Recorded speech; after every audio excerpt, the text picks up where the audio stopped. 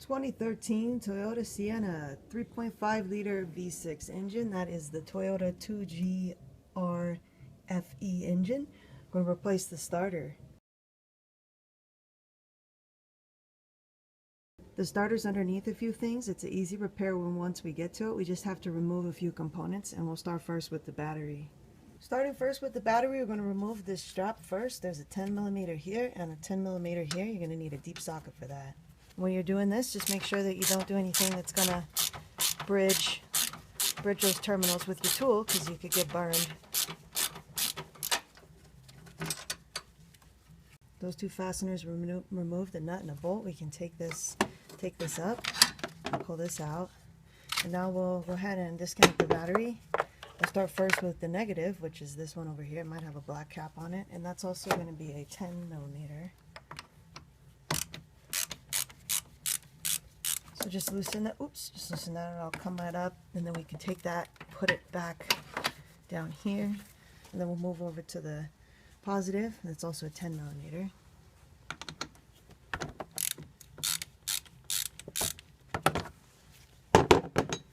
Just loosen that and pick that up, like that. Okay, now we can go ahead and pull this battery out. Now don't lose this. This here is that other side of the strap for the battery. So pull it out if you think you might lose it. This tray now just pulls out. We'll just pull that out of the way. Now we're going to remove this air scoop and a couple other items. You can see we have some vacuum lines here that are just in little alignment deals on this. So we'll go ahead and pop those out, and you can label these if you think that you'll forget where to put them back, but I'll also show later in the video. You can pop these out down here as well. There's also a couple right here, so just take those out the same way. So we have that loose from those three spots. We're going to pull this whole duct path out. So right back here, this is just an electrical that's in a little spot. We'll just lift that up like that. We have two 10mm here and here on the front for this duct, so we'll just remove those. Those are those two, and with those two out, this will just kind of pull up and just twist it some, and it'll come out. Okay, and there's the starter. That's the starter there.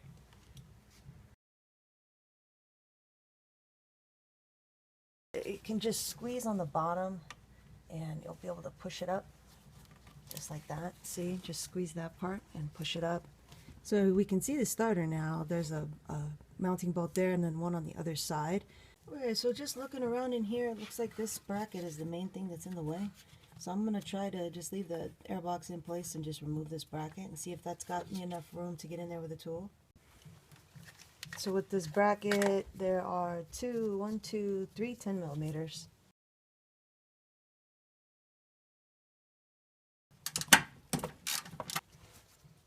Alright, with those two fasteners out, it looks like there's just this deal here with that electrical. You can squeeze that and get that electrical out of there. Get that out of there.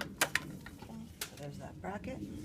Looks like I'm going to get lucky. I'm going to have enough room to pull it out without pulling anything else out. I am going to remove this little clip here, or just get it out. Same deal, squeeze it just to be able to move this cable back a little bit out of the way.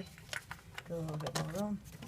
So that's a fair amount of room there, and I can reach around and get my hand on that other bolt, so I can definitely get a tool on there. So we'll go ahead and disconnect the starter electrical now. You can see a little mouse has been keeping warm in here. So we got two electrical connections on the starter. This one behind here has got a nut on it, so we'll need a tool for that. But this one here, just gonna squeeze this and pull this off. Don't break it. Just push down on, you heard that snap, this little part right here. Just push this down and just kind of carefully wiggle it out. And then for this one, looks like that might be a 12mm. Let's see. That is a 12mm, so we'll just get in there and get that off. It shouldn't be too tight. And it's not. Just take that nut off, and then this will come off just like that. Then we just have the 2 mounting bolts for the starter. Those are 14 millimeter. There's one here and then one right there. You can see. Got my finger on it. I had to move the camera a little bit just to be able to have some room to work, but I'll show you I can get in there. So I'm just going to be using, I guess that's probably about a 4-inch extension, and that's a 14 millimeter, and I can sneak in right behind here and get on that. Let me make sure I'm on. Oops, all right, ratchet the right way, and I can get on there just like that. So I'm just gonna break it free on each side, and then I'll remove them. So just make sure I'm gonna hold this here. Just crack this free, and there it is. And then I'll go to the one on the front. This one here. Same setup. Okay, and now I'll go ahead and remove these. Once you get them cracked free, they spin pretty easily. Get them out of here. Don't want to drop that one in the back for sure. So let's get these two out. There's actually enough room to reach my hand back there, which is nice. So there's that other one. So here's these two. There they are. Now we'll wiggle the starter out. Just gonna make sure there isn't any. Okay, just make sure that none of these electrical are in our way. Just kind of wiggle it and it'll come out. There it is. And there's the old starter. Okay. So we got the starter out, and now there's a hole in the engine, so let's go look. Let's go see what's inside that hole. Oh, it's kind of cool. Hey, looky there, yeah, that's the flywheel. So we're looking at the flywheel side of the engine, the back of the engine. And what that starter is doing, you saw those, you saw that gear on the end of the starter. The starter is going to turn the flywheel before you get combustion. So there you can see we didn't even have to hardly remove anything to get to the starter, which is great. Just the battery, this air duct, and that little bracket. And so here we have the old starter here and the new starter. If you can do this job yourself, one of the biggest benefits is that you can spend the money that you'd pay the mechanic to instead get a better starter. Get a Denso starter if you can. Understand not everybody can do that, but if you can, get a Denso starter. The quality is just so far superior to any of the aftermarket, even the other remanufactured, where they take a Denso and they'll reman it, but they don't replace it with Denso parts. The Densos are better. So for this model, because it's older engine, there's cores out there. When you order the starter through Toyota, you're going to get a remanufactured starter.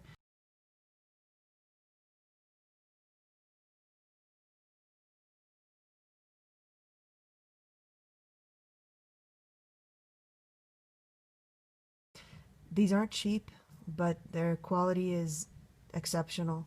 The original Denso starter that came with this van has got 100-something thousand miles on it, 7 years.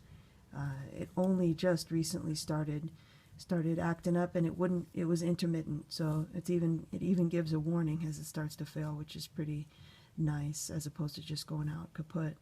If you can, it's going to cost you about $100 more for a Denso starter versus the cheapo starters that you'll see for this model on Amazon. Those starters are running like $60, $70. The Denso is going to run you $160 or $170. But be very cautious, because I've read and I've actually seen some pictures of some faulty remanufactured starters that are being sold on Amazon and other places. And this snap ring here, see this little snap ring on this spline shaft right there, that little snap ring?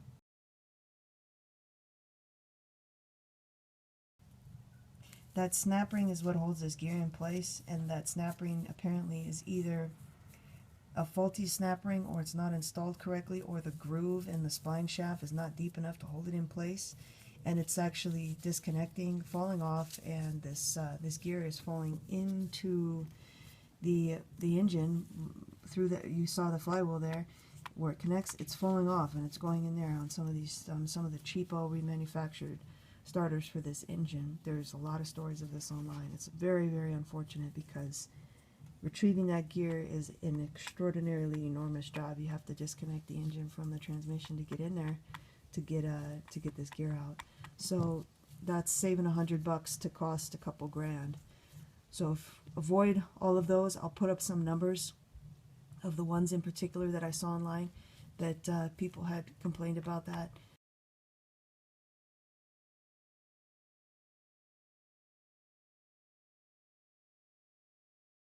So last note on the Densos, when you buy through your Toyota dealer, which is what I did for this, you'll have a core charge. And the core charge from Toyota is $60 for this starter. And what that means is that you'll have the price that you'll pay. So for example, this was I think this was $162 from my dealer. And then you pay a $60 core charge.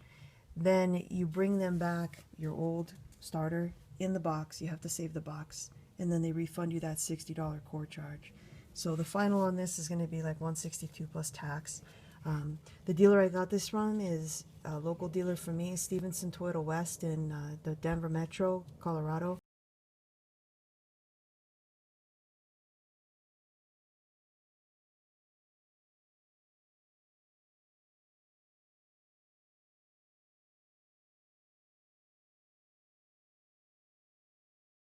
So now we can go ahead and stick this new starter in.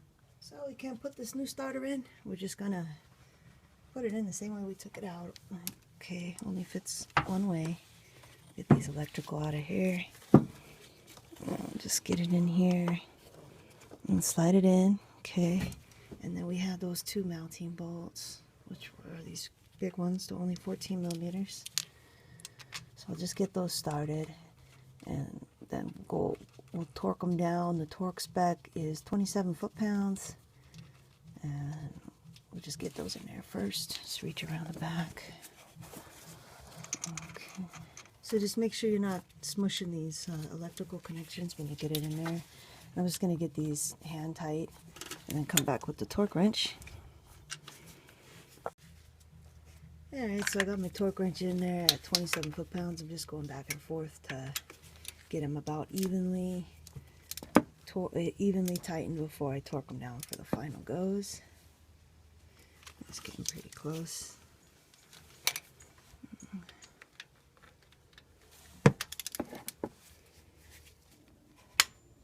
Okay.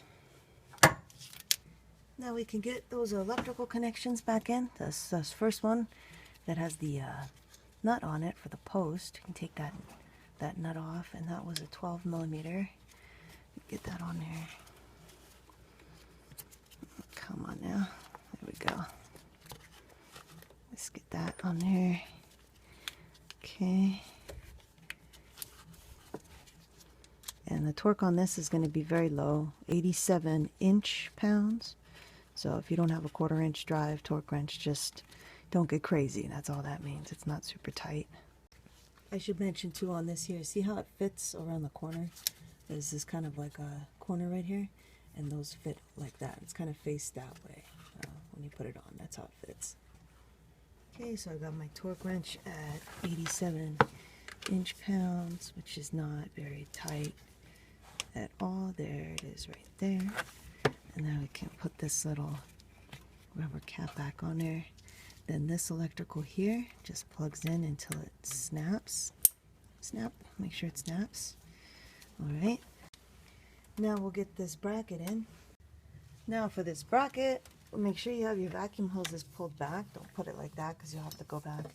Pull the vacuum hoses up. And this part went on the bottom, and then the others went on the top like that. And this was those 3 bolts. One was longer than the others. This is the one for the top, the long one, and then these 2 short ones go down here.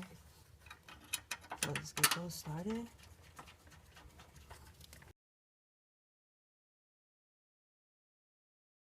So these don't need to be crazy tight, just get them in place. This one, and that one. And again, make sure that you have your vacuum hoses on this side of it. Now we can drop that duct in. So with the duct, you can see over here, we're going to be lining up this sort of rectangular part, and then underneath there's a circle part there, and that corresponds to those there. on the duct. So we are just going to be able to, looks like, bring it in kind of sideways like this, and then get under there. Let's see. And it looks like that'll work there. Okay. And now it's on. And up here, you can see it's lined up with these two holes there and there. And then you can see on this side what I was talking about. Just make sure you've got these lined back up here. This one here and that one there.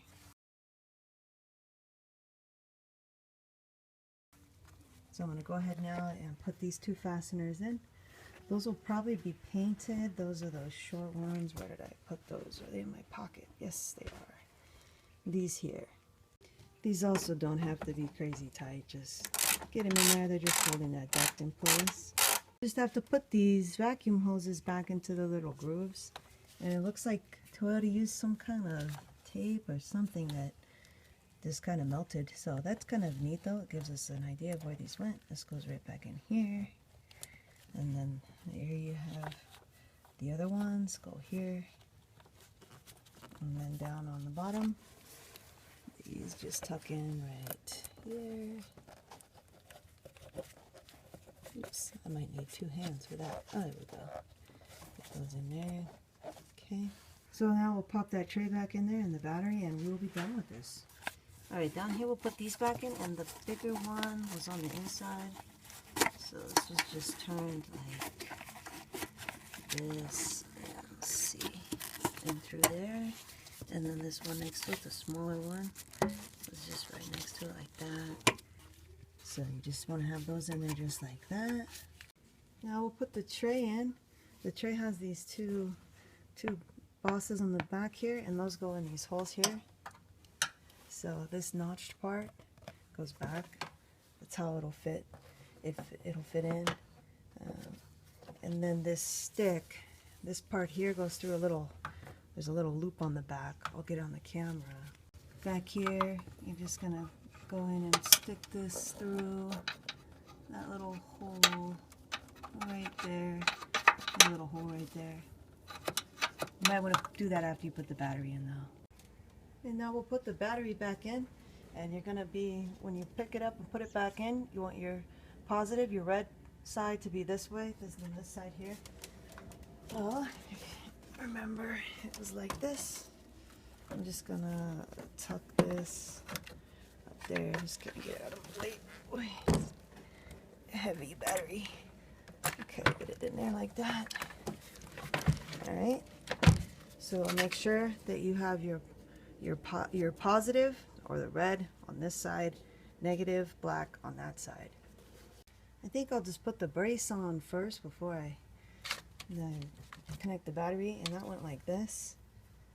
And then so it lines up down here, and then this was the thing.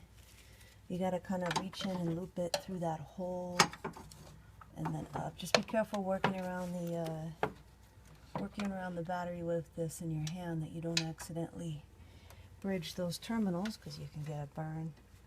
So I got it in there, and then I'll just move this over. That looks like that'll work. And then it was obviously a nut on the stud side and a bolt on the other side.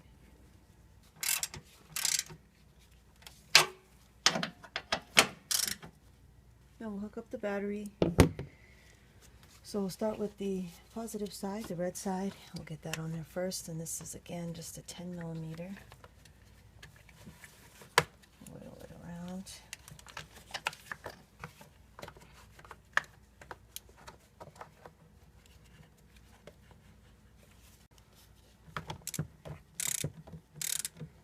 Make sure you get this good and tight. You want a good connection on here.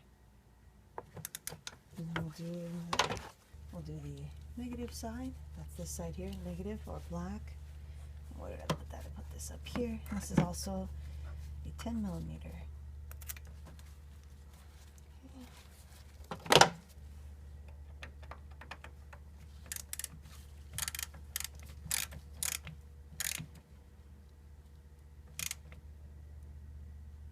Okay, that's good. Alright, so you're all set now. You got your new starter installed, and all there is to do now is turn her on and see if she starts. Okay, so here we go. See if she starts up.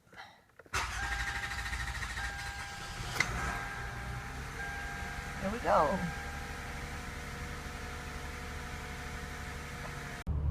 So 121,000 miles on this Sienna. That was the original starter. So not too bad. I'm just going to drive her around for a little bit and then shut her off and restart her. And do that a few times, make sure everything's going fine, and that'll be it. I'll shut her off now. And you saw that first start. Let's start her again. Great. We got a bunch of snow and it's like 13 degrees outside, so it's a good time to test this new starter on a cold start. Let's see what we got here. Looks good. Alright, so I think we'll call this a fix. I hope this helped you on your starter repair.